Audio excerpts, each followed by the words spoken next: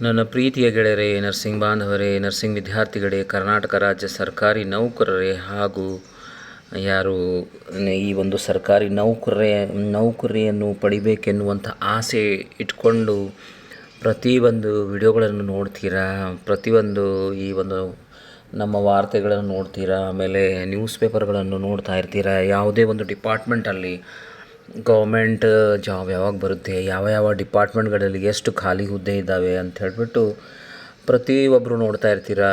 ನನಗೆ ನೌಕರಿ ಬೇಕು, ನನ್ನ ಹೆಂಡತಿಗೆ, ನನ್ನ ಗಂಡನಿಗೆ ನೌಕರಿ ಬೇಕು, ನನ್ನ ಮಗನಿಗೆ ನೌಕರಿ ಬೇಕು, ನನ್ನ ಮಗಳಿಗೆ ನೌಕರಿ ಬೇಕು ಎನ್ನುವುದ ಒಂದು ಆಸೆ ಇದ್ದೇ ಇರುತ್ತೆ ಸ್ನೇಹಿತರೆ. ಸೊ ಬನ್ನಿ ನೋಡೋಣ ಎಷ್ಟು ನೌಕರಿಗಳು ಖಾಲಿ ಇದ್ದಾವೆ, ಯಾವಾಗ ಕರಿಬೋದು ಎನ್ನುವುದರ ಬಗ್ಗೆ ಇನ್ನೂ ಡೀಟೇಲ್ ಆದಂಥ ಮಾಹಿತಿಗಳು ಯಾವುದೇ ಬರಲಿಲ್ಲ. ಯಾವಾಗ ನಮ್ಮ ಮಾನ್ಯ ಕರ್ನಾಟಕ ರಾಜ್ಯ ಸರ್ಕಾರಿ ನೌಕರಿಗಳನ್ನು ಯಾವಾಗ ಕರೀತಾರೆ ಅಂತ ಹೇಳಿಬಿಟ್ಟು, ಆದರೂ ಸಹ ಒಂದು ಖಾಲಿ ಹುದ್ದೆಗಳ ವಿವರವನ್ನು ನಿಮ್ಮೊಂದಿಗೆ ನಾನು ಸ್ಕ್ರೀನ್ ಶೇರ್ ಮಾಡ್ತೀನಿ ಸ್ನೇಹಿತರೆ. ಸೊ ದಯವಿಟ್ಟು ಯಾರಾದರೂ ಹೊಸದಾಗಿ ಈ ಒಂದು ನರ್ಸಿಂಗ್ ವ್ಯೂಸ್ ಕನ್ನಡ ಯೂಟ್ಯೂಬ್ ಚಾನಲ್ಗೆ ಬಂದರೆ ದಯವಿಟ್ಟು ಸಬ್ಸ್ಕ್ರೈಬ್ ಮಾಡ್ಕೊಳ್ಳಿ ಮತ್ತು ಈ ಚಾನಲ್ನ ನಿಮ್ಮ ಫ್ರೆಂಡ್ಸ್ ಜೊತೆಗೆ ಲಿಂಕನ್ನು ಶೇರ್ ಮಾಡಿ ಸ್ನೇಹಿತರೆ. ಸೊ ವ್ಯಾಲ್ಯೂಬಲ್ ಇನ್ಫಾರ್ಮೇಷನ್ ಅವ್ರಿಗೆ ಕೂಡ ಸಿಗಬಹುದು. ಸೊ ಇಲ್ಲಿ ನೀವು ಸ್ಕ್ರೀನಲ್ಲಿ ನೋಡುತ್ತಿರುವ ಹಾಗೆ ಅನುಬಂಧ 2025-26ನೇ ಸಾಲಿನಲ್ಲಿ ಸರ್ಕಾರಿ ಮತ್ತು ಅರೆ ಸರ್ಕಾರಿ ಇಲಾಖಾ ವಾರು ಖಾಲಿ ಇರುವ ಹುದ್ದೆಗಳ ಸಂಖ್ಯೆ, ಅಂದರೆ ಸರ್ಕಾರಿ ಆಗಲಿ ಅಥವಾ ಅರೆ ಸರ್ಕಾರಿ ಆಗಲಿ, ಬೋರ್ಡ್ಸ್ ಆಗಲಿ, ಅವುಗಳ ಒಂದು ವಿವರವನ್ನು ಇಲ್ಲಿ ಕೊಟ್ಟಿದ್ದಾರೆ ಸ್ನೇಹಿತರೆ. ಕ್ರಮ ಸಂಖ್ಯೆ 1 ಇಲಾಖೆಗಳು ಯಾವ್ಯಾವಿದ್ದಾವೆ, ಒಟ್ಟು ಎಷ್ಟು ಹುದ್ದೆಗಳಿದ್ದಾವೆ.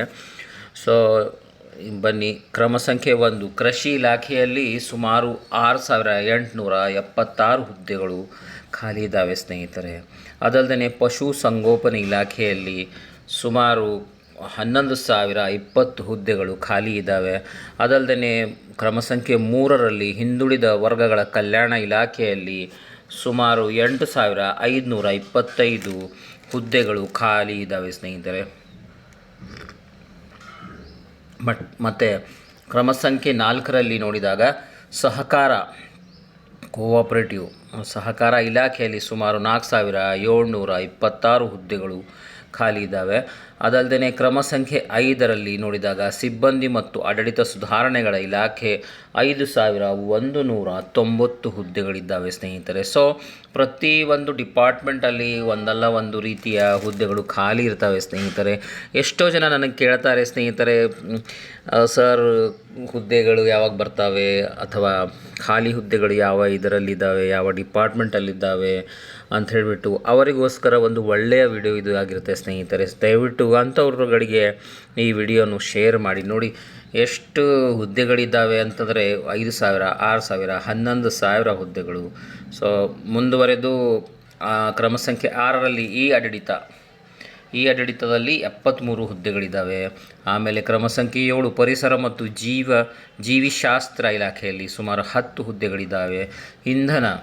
ಇಂಧನ ಇಲಾಖೆಯಲ್ಲಿ ಸುಮಾರು 187 ಹುದ್ದೆಗಳಿದ್ದಾವೆ.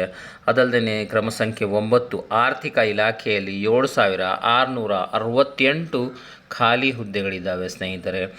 10ನೇದು ಮೀನುಗಾರಿಕೆ ಇಲಾಖೆಯಲ್ಲಿ 838 ಹುದ್ದೆಗಳಿದ್ದಾವೆ. ಮತ್ತು ಆಹಾರ ಮತ್ತು ನಾಗರಿಕ ಸರಬರಾಜು ಇಲಾಖೆಯಲ್ಲಿ 1,442 ಹುದ್ದೆಗಳಿದ್ದಾವೆ. ಅದಲ್ಲದೆ ಕ್ರಮ ಸಂಖ್ಯೆ 12ರಲ್ಲಿ ನೋಡಿದಾಗ ಅರಣ್ಯ ಇಲಾಖೆಯಲ್ಲಿ 6,478 ಹುದ್ದೆಗಳಿದ್ದಾವೆ. ಕೈಮಗ್ಗ ಮತ್ತು ಜವಳಿ ಇಲಾಖೆಯಲ್ಲಿ ಸುಮಾರು 44 ಹುದ್ದೆಗಳಿದ್ದಾವೆ. ಆರೋಗ್ಯ ಮತ್ತು ವೈದ್ಯಕೀಯ ಶಿಕ್ಷಣ DME director of medical education, ಇದು ನಮಗೆ ನಮ್ಮ ಹೆಲ್ತ್ ಡಿಪಾರ್ಟ್ಮೆಂಟ್ಗೆ ಸಂಬಂಧಿಸಿದ್ದು. ಅದರಲ್ಲಿ ಎಷ್ಟಿದ್ದಾವೆ, 37,572 ಅಂತಂದರೆ ಇಲ್ಲಿ ಮಟ್ಟ ನಾವು ನೋಡ್ತಾ ಇದ್ದೀವಿ.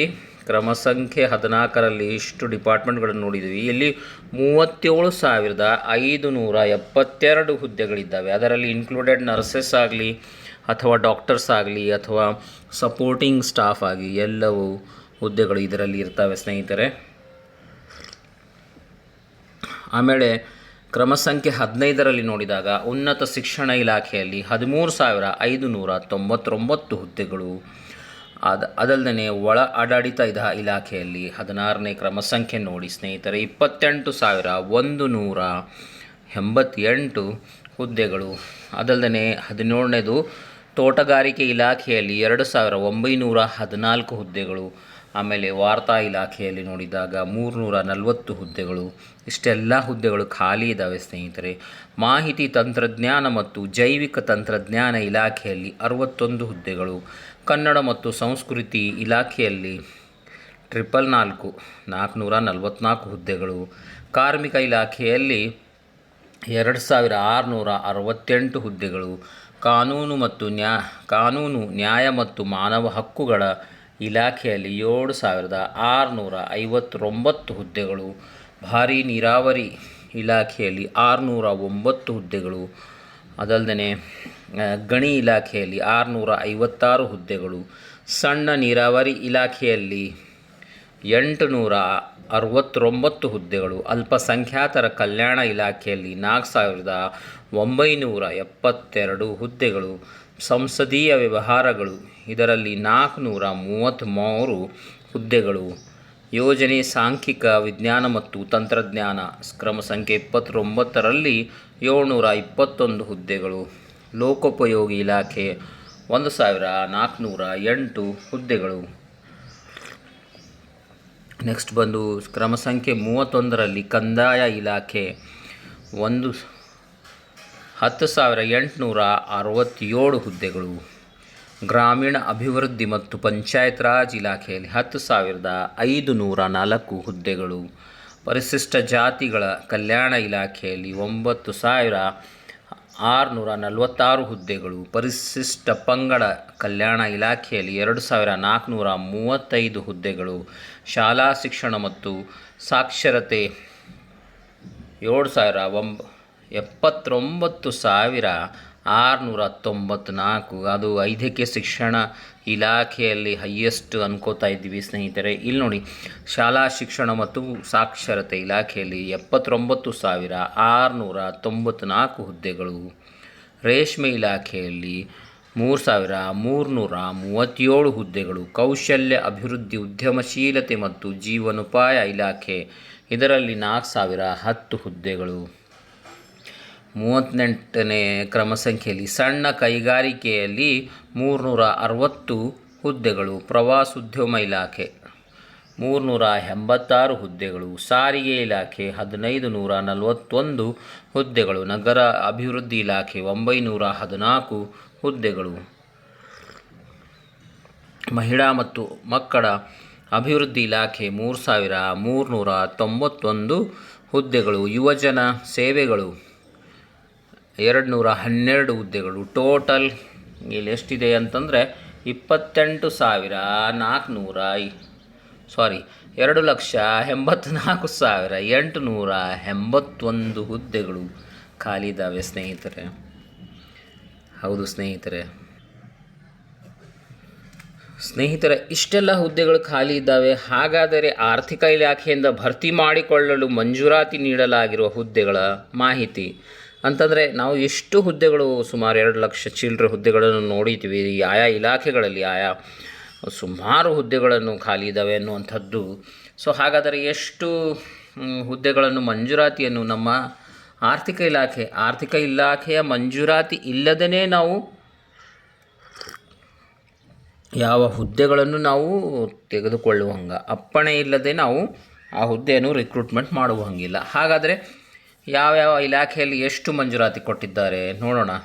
ಕ್ರಮ ಸಂಖ್ಯೆ 1 ಇಲಾಖೆ, ಆಮೇಲೆ A-B-C ಕೆಡರ್ ಒಟ್ಟು ಎಷ್ಟಿದ್ದಾವೆ ಸರಿಸುಮಾರು. ಕೃಷಿ ಇಲಾಖೆಯಲ್ಲಿ ಎಗೆ 72, ಬಿಗೆ 100, 381, ಸಿ ಗ್ರೂಪ್ಗೆ ಟೋಟಲ್ 553 ಹುದ್ದೆಗಳು ಕೃಷಿ ಇಲಾಖೆಯಲ್ಲಿ. ಆರ್ಥಿಕ ಇಲಾಖೆಯಿಂದ ಭರ್ತಿ ಮಾಡಿಕೊಳ್ಳಲು ಮಂಜೂರಾತಿ ನೀಡಲಾಗಿರುವ ಹುದ್ದೆಗಳ ಮಾಹಿತಿ. ಅದಲ್ಲದೆ ಪಶುಸಂಗೋಪನೆ ಇಲಾಖೆಯಲ್ಲಿ A 22, B 0, ಸಿ 9 ಒಟ್ಟು 31 ಹುದ್ದೆಗಳನ್ನು ಆರ್ಥಿಕ ಇಲಾಖೆಯಿಂದ ಭರ್ತಿ ಮಾಡಿಕೊಳ್ಳಲು ಮಂಜೂರಾತಿ ನೀಡಲಾಗಿರುವ ಹುದ್ದೆಗಳ ಮಾಹಿತಿ. ಹಿಂದುಳಿದ ವರ್ಗಗಳ ಕಲ್ಯಾಣ ಎ 7, ಬಿ ಮತ್ತು ಸಿ 0, ಟೋಟಲ್ 7. ಸಹಕಾರ ಇಲಾಖೆಯಲ್ಲಿ ಎ 0, ಬಿ 10, ಸಿ 170, ಟೋಟಲ್ 180 ಹುದ್ದೆಗಳು. ಅದಲ್ಲದೆ 5ನೇದು ಸಿಬ್ಬಂದಿ ಮತ್ತು ಆಡಳಿತ ಸುಧಾರಣೆಗಳ ಇಲಾಖೆ ಎ 2, ಬಿ ಯಲ್ಲಿ 0, ಆಮೇಲೆ ಸಿ ಯಲ್ಲಿ 56, ಟೋಟಲ್ 58 ಪೋಸ್ಟ್ ಮಂಜೂರಾತಿಯನ್ನು ಆರ್ಥಿಕ ಇಲಾಖೆಯಿಂದ ನೀಡಲಾಗಿದೆ. ಪರಿಸರ ಮತ್ತು ಜೀವಿಶಾಸ್ತ್ರ ಎಗೆ 0, ಬಿಗೆ 53, ಸಿಗೆ 39, ಟೋಟಲ್ 92 ಹುದ್ದೆಗಳನ್ನು ಭರ್ತಿ ಮಾಡಿಕೊಳ್ಳಲು ಆರ್ಥಿಕ ಇಲಾಖೆ ವತಿಯಿಂದ ಅನುಮತಿಯನ್ನು ನೀಡಲಾಗಿದೆ ಸ್ನೇಹಿತರೆ. ಆಮೇಲೆ ಇಂಧನ ಇಲಾಖೆಯಲ್ಲಿ ಎ ಮತ್ತು ಬಿ 0, ಆಮೇಲೆ ಸಿ ಯಲ್ಲಿ 2400 ಹುದ್ದೆಗಳು, ಒಟ್ಟು 2400 ಹುದ್ದೆಗಳು ಇಂಧನ ಇಲಾಖೆಯಿಂದ ಮಂಜೂರಾತಿ ಪಡೆದಿವೆ. ಆರ್ಥಿಕ ಇಲಾಖೆಯಲ್ಲಿ ಆರ್ಥಿಕ ಇಲಾಖೆ ಯಾರು ಮಂಜೂರಾತಿ ಕೊಡ್ತಾರೋ ಆ ಒಂದು ಇಲಾಖೆಯಲ್ಲಿ ಸಹ A grade post 32, B grade 100 post, C grade 2111 post, ಅಂದರೆ ಟೋಟಲ್ 2243 ಪೋಸ್ಟ್ಗಳು ಆರ್ಥಿಕ ಇಲಾಖೆಯಲ್ಲಿ ಕೂಡ ಆರ್ಥಿಕ ಇಲಾಖೆಯಿಂದನೇ ಮಂಜೂರಾತಿ ಪಡೆದಿರುವಂಥ ಹುದ್ದೆಗಳು ಸ್ನೇಹಿತರೆ. ಅದಲ್ಲದೆ 9ನೇ ನೋಡುವಾಗ ಆಹಾರ ಮತ್ತು ನಾಗರಿಕ ಸರಬರಾಜು ಇಲಾಖೆಯಲ್ಲಿ ಎ ಮತ್ತು ಬಿ 0 ಇದ್ದಾವೆ, ಸಿ ಯಲ್ಲಿ 3 ಇದ್ದಾವೆ ಸ್ನೇಹಿತರೆ. ಕೈಮಗ್ಗ ಮತ್ತು ಜವಳಿ ಇಲಾಖೆಯಲ್ಲಿ ಎ 0, ಬಿ 12, ಆಮೇಲೆ ಸಿ ಕೂಡ 0, ಟೋಟಲ್ 12 ಪೋಸ್ಟ್ಗಳು ಕೈಮಗ್ಗ ಮತ್ತು ಜವಳಿ ಇಲಾಖೆಯಲ್ಲಿ ಈ ಒಂದು ಅನುಮತಿ ಆರ್ಥಿಕ ಇಲಾಖೆಯಿಂದ ಪಡೆದಿರುತ್ತದೆ. ಆರೋಗ್ಯ ಇಲಾಖೆಯಲ್ಲಿ ಎ 220, ಬಿ 0, ಆಮೇಲೆ ಸಿ 1505. ಇದರಲ್ಲಿ ನಾವು ನರ್ಸಿಂಗ್ ಆಫೀಸರ್ಸ್ಗಳ ಹುದ್ದೆಗಳನ್ನು ಕೂಡ ಹೇಳಬಹುದು. Lab technicians, pharmacist, nursing officer ಹುದ್ದೆಗಳು ಕೂಡ ಇದರಲ್ಲಿ ಇನ್ಕ್ಲೂಡ್ ಆಗಿರುತ್ತೆ. ಟೋಟಲ್ 1725 ಹುದ್ದೆಗಳ ಮಂಜೂರಾತಿಯನ್ನು ಆರೋಗ್ಯ ಇಲಾಖೆಯಿಂದ ಕೊಡಲಾಗಿದೆ. ತದನಂತರ ಉನ್ನತ ಶಿಕ್ಷಣ ಇಲಾಖೆ 5, ಆಮೇಲೆ group A 5, group B 0, group C 55, ಒಟ್ಟು 60 ಹುದ್ದೆಗಳು. ಒಳ ಆಡಳಿತ ಇಲಾಖೆಯಲ್ಲಿ 5 ಎ ಗ್ರೂಪು, ಬಿ ಗ್ರೂಪ್ 0, ಆಮೇಲೆ ಸಿ ಗ್ರೂಪ್ 552 ಪೋಸ್ಟ್ಗಳು, ಟೋಟಲ್ 557 ಪೋಸ್ಟ್ಗಳನ್ನು ಮಂಜೂರಾತಿ ಪಡೆಯಲಾಗಿದೆ ಆರ್ಥಿಕ ಇಲಾಖೆ ವತಿಯಿಂದ. 14ನೇದು ವಸತಿ ಇಲಾಖೆಯಿಂದ ಎ 0, ಬಿ 2 ಮತ್ತು ಸಿ 36, ಟೋಟಲ್ 38 ಪೋಸ್ಟ್ಗಳ ಮಂಜೂರಾತಿಯನ್ನು ಪಡೆಯಲಾಗಿದೆ. ಕನ್ನಡ ಮತ್ತು ಸಂಸ್ಕೃತಿ ಇಲಾಖೆಯಲ್ಲಿ ಎ ಗ್ರೂಪ್ 0, ಬಿ ಗ್ರೂಪ್ ಬಂದು 6, ಆಮೇಲೆ ಸಿ ಗ್ರೂಪ್ 0, ಟೋಟಲ್ 6 ಹುದ್ದೆಗಳ ಮಂಜೂರಾತಿಯನ್ನು ಪಡೆದಿದೆ.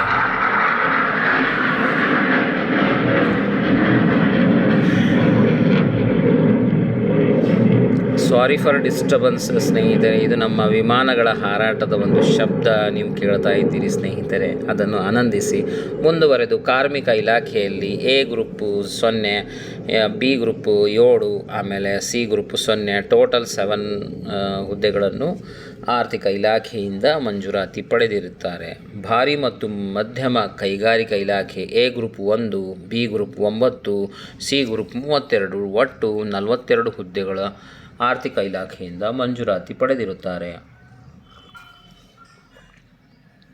ಆಮೇಲೆ ವೈದ್ಯಕೀಯ ಶಿಕ್ಷಣ ಇಲಾಖೆ 147 ಹುದ್ದೆಗಳು A group, B group 5, C group 181, ಅಂದರೆ 333 ಹುದ್ದೆಗಳನ್ನು ಈ ಒಂದು ವೈದ್ಯಕೀಯ ಶಿಕ್ಷಣ ಇಲಾಖೆಯಲ್ಲಿ ಮಂಜೂರಾತಿಯನ್ನು ಪಡೆದಿರುತ್ತಾರೆ. ಅದರಲ್ಲಿ ಡಾಕ್ಟರ್ಸ್ ಆಗಲಿ, ಸ್ಟಾಫ್ ನರ್ಸ್ ಆಗಲಿ, ಅಥವಾ ನರ್ಸಿಂಗ್ ಆಫೀಸರ್ ಆಗಲಿ, pharmacist, lab technician ಎಲ್ಲವುಗಳು ಸೇರಿರುತ್ತಾರೆ 181 C group ಹುದ್ದೆಯಲ್ಲಿ.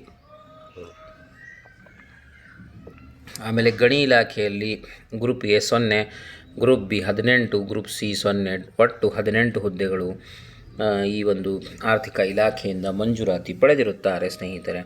ಸಣ್ಣ ನೀರಾವರಿ ಇಲಾಖೆಯಲ್ಲಿ group A 0, group B 11, group C 10, ಒಟ್ಟು 29 ಹುದ್ದೆಗಳ ಮಂಜೂರಾತಿಯನ್ನು ಪಡೆದಿರುತ್ತದೆ.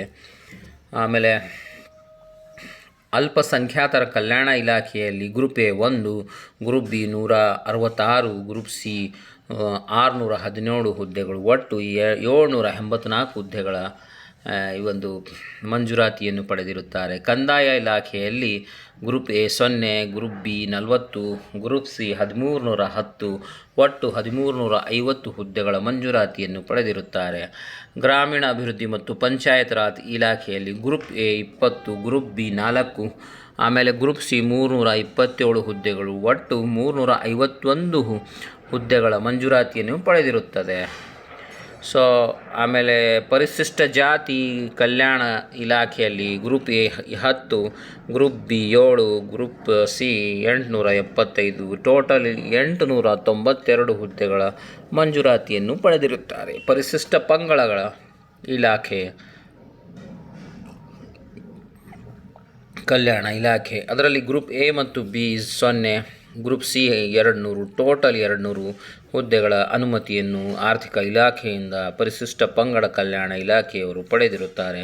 ಶಾಲಾ ಶಿಕ್ಷಣ ಮತ್ತು ಸಾಕ್ಷರತೆ ಗ್ರೂಪ್ ಎ ಮತ್ತು ಬಿ 0 ಇದ್ದಾವೆ. ಆಮೇಲೆ ಗ್ರೂಪ್ ಸಿ 5267 ಅಂದರೆ ಹ್ಯೂಜ್ ಒಂದು ಇದು ಕೊಟ್ಟಿದ್ದಾರೆ ಸ್ನೇಹಿತರೆ. ಅಂದರೆ 5267 ಹುದ್ದೆಗಳ ಒಂದು ಮಂಜೂರಾತಿ ಕೂಡ ಈ ಇಲಾಖೆ ಪಡೆದಿರುತ್ತದೆ ಸ್ನೇಹಿತರೆ. ಅದಲ್ಲದೆ ರೇಷ್ಮೆ ಇಲಾಖೆಯಲ್ಲಿ group A 2, group B 4, group C 9, total 15 ಹುದ್ದೆಗಳ ಮಂಜೂರಾತಿಯನ್ನು ಪಡೆದಿರುತ್ತದೆ.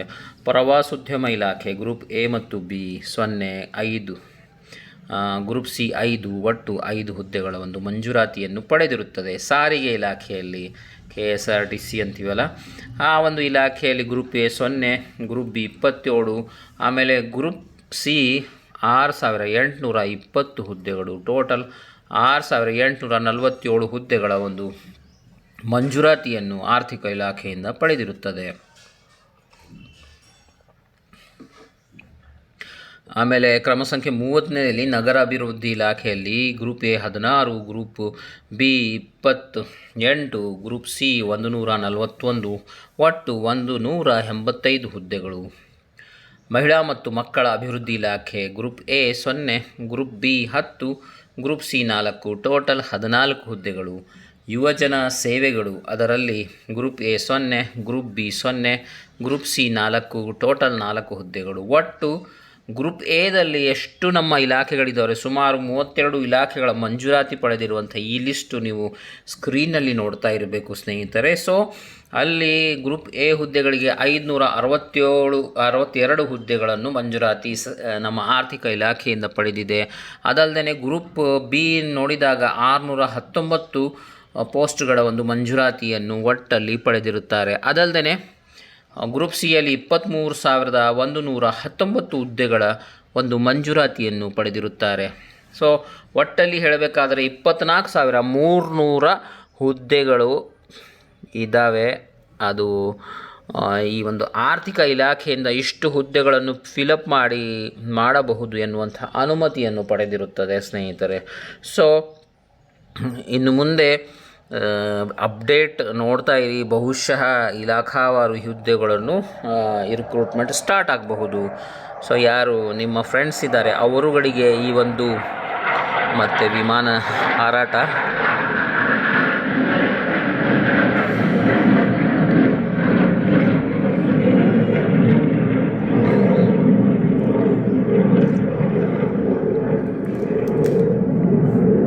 ನಿಮ್ಮ ಫ್ರೆಂಡ್ಸ್ಗಳ ಜೊತೆಗೆ ಶೇರ್ ಮಾಡಿ ಸ್ನೇಹಿತರೆ ಈ ಒಂದು ವಿಡಿಯೋ. ಸೊ ದ್ಯಾಟ್ ಅವ್ರಿಗೆ ಕೂಡ ಒಂದು ಐಡಿಯಾ ಬರುತ್ತೆ. ಎಷ್ಟೋ ಜನ ನಿರಾಶೆ ಆಗ್ತಾರೆ, ನಾನು ಇಷ್ಟು ಓದಿನಿ ಸರ್, ನಾನು ಡಿಗ್ರಿ ಮಾಡೀನಿ, BA BCom BSc ಮತ್ತೊಂದು ಇಂಜಿನಿಯರಿಂಗ್ MBBS ಏನೇನೋ ಮಾಡ್ಕೊಂಡಿದ್ದೀನಿ ಸರ್, ಬಟ್ ನನಗೆ ಯಾವುದೇ ಹುದ್ದೆನೂ ಸಿಗ್ತಾ ಇಲ್ಲ, ನಾನೇನಾದರೂ ಕೆಲಸ ಮಾಡಬಹುದು ಅಥವಾ ಮತ್ತೆ ಏನಾದರೂ ಬಿಸ್ನೆಸ್ಸನ್ನು ಹಾಕ್ಕೊಳ್ತೀನಿ ಅನ್ನುವಂಥ ಮಾತನ್ನು ನಾನು ಕೇಳ್ತಾ ಇರ್ತೀನಿ ಸ್ನೇಹಿತರೆ. ಅಂಥವ್ರುಗಳಿಗೆ ದಯವಿಟ್ಟು ಈ ವಿಡಿಯೋಗಳನ್ನು ಶೇರ್ ಮಾಡಿ ಕಾಂಪಿಟೇಟಿವ್ ಎಕ್ಸಾಮ್ಗೆ ಪ್ರಿಪೇರ್ ಆಗಿ ಸ್ನೇಹಿತರೆ. ಸುಮಾರು ಹುದ್ದೆಗಳು ನಮಗೋಸ್ಕರ ವೇಟಿಂಗ್ ಇದ್ದಾವೆ. ಸರಿ, ಸುಮಾರು ಈ ಒಂದು ಅನುಮತಿ ಪಡೆದಿರುವಂಥ ಹುದ್ದೆ ನೀವು ಸ್ಕ್ರೀನಲ್ಲಿ ನೋಡ್ತಾ ಇರಬೇಕು ಸ್ನೇಹಿತರೆ. 24,300 ಹುದ್ದೆಗಳು ಆಲ್ರೆಡಿ ಮಂಜೂರಾತಿ ಪಡೆದಿರುವಂಥದ್ದು ನಮ್ಮ ಕರ್ನಾಟಕ ರಾಜ್ಯದಲ್ಲಿ. ಅದಲ್ಲದೆ ನಮ್ಮ ಕೇಂದ್ರ ಸರ್ಕಾರದ ಸುಮಾರು ಹುದ್ದೆಗಳು ಬರ್ತಾನೆ ಇರ್ತವೆ. ಆವಾಗ ನಾವು ವಿಡಿಯೋ ಮಾಡಿ ನಿಮ್ಮೊಂದಿಗೆ ಶೇರ್ ಮಾಡ್ತಾ ಇರ್ತೀವಿ ಸ್ನೇಹಿತರೆ. ಯಾರಿಗೆ ಹುದ್ದೆ ಇಲ್ಲ ಅಥವಾ ಹುದ್ದೆ ಬರಲ್ಲ ಎನ್ನುವಂಥ ಒಂದು ಮನಸ್ಸಿನಲ್ಲಿ ತೊಡಕಿದ್ದರೆ ಅಂಥವರುಗಳಿಗೆ ಈ ಒಂದು ವಿಡಿಯೋನು ಶೇರ್ ಮಾಡಿ ಸ್ನೇಹಿತರೆ. ಸೊ ದ್ಯಾಟ್ ಅವ್ರಿಗೆ ಕೂಡ ಒಂದು ಇದಾಗುತ್ತೆ ಸ್ನೇಹಿತರೆ. ಹೌದು, ನಮಗೋಸ್ಕರ ಈ ಸರ್ಕಾರಿ ಹುದ್ದೆಗಳು ಬರ್ತಾ ಇದ್ದಾವೆ, ನಾವು ಪ್ರಿಪ್ರೇಷನ್ ಮಾಡಬೇಕು. ಕಾಂಪಿಟೇಟಿವ್ ಎಕ್ಸಾಮ್ ಇದ್ದರೆ ಕಾಂಪಿಟೇಟಿವ್ ಎಕ್ಸಾಮ್ಗೆ ಪ್ರಿಪೇರ್, KPSC ಇಂದ ಕಾಂಪಿಟೇಟಿವ್ ಎಕ್ಸಾಮ್ಸು ಅಥವಾ ನಮ್ಮ KEA ಕರ್ನಾಟಕ ಎಕ್ಸಾಮಿನೇಷನ್ ಅಥಾರಿಟಿಯಿಂದ ಕೂಡ ಕಾಂಪಿಟೇಟಿವ್ ಎಕ್ಸಾಮ್ನನ್ನು ನಾವು ಪಾಸ್ ಆಗಬೇಕು ಎನ್ನುವಂಥ ಒಂದು ಆಸೆಯನ್ನು ಬೆಳೆಯುತ್ತೆ ಸ್ನೇಹಿತರೆ. ಅದಕ್ಕೋಸ್ಕರ ದಯವಿಟ್ಟು ನಿಮ್ಮ ಫ್ರೆಂಡ್ಸ್ಗಳ ಜೊತೆಗೆ ಶೇರ್ ಮಾಡಿ. ಯಾರೇ ಹುದ್ದೆನೇ ಇಲ್ಲ ಅಂತಂದರೆ ಇಷ್ಟೆಲ್ಲ ಹುದ್ದೆಗಳು ಮಂಜೂರಾತಿಯಾಗಿ ವೇಟಿಂಗಲ್ಲಿದ್ದಾವೆ, ಅವುಗಳನ್ನು ತಗುವಂಥದ್ದು ನಾವು ಅದನ್ನು ಕಾಂಪೀಟ್ ಮಾಡಿ ನಾವು ಎಲಿಜಿಬಲ್ ಆಗೋದು ನಮ್ಮಲ್ಲಿ ಉಳಿಯುತ್ತೆ ಸ್ನೇಹಿತರೆ. ಕೆಲವೊಂದು ಡೈರೆಕ್ಟ್ ಮೆರಿಟ್ ಕಮ್ ರೋಸ್ಟರ್ ಬೇಸಿಸಲ್ಲಿ ರಿಕ್ರೂಟ್ ಆಗ್ತಾರೆ, ಕೆಲವೊಂದು ಹುದ್ದೆಗಳು ಮೆರಿಟ್ ಬೇಸಿಸ್ ಹುದ್ದೆಗಳು, ಆಮೇಲೆ ಕೆಲವೊಂದು ಹುದ್ದೆಗಳು ಕಾಂಪಿಟೇಟಿವ್ ಎಕ್ಸಾಮಲ್ಲಿ ಪಾಸ್ ಆಗಿದ್ದರೆ ಮಾತ್ರ ಈ ಒಂದು ಹುದ್ದೆಯಲ್ಲಿ ಸೇರ್ಕೋಬಹುದು. ಸೊ ಹೋಪ್ ದ್ಯಾಟ್ ಈ ವಿಡಿಯೋ ನಿಮಗೆ ಸರಿ ಅನಿಸಿದೆ ಅಥವಾ ಅನಿಸ್ತಾ ಇದೆ ಅಂದ್ಕೋತೀನಿ. ಒಂದು ಲೈಕ್ ಮತ್ತು ನಿಮ್ಮ ಫ್ರೆಂಡ್ಸ್ಗಳ ಜೊತೆಗೆ ಶೇರ್ ಮಾಡಿ ಸ್ನೇಹಿತರೆ. Thank you for watching nursing views Kannada YouTube channel.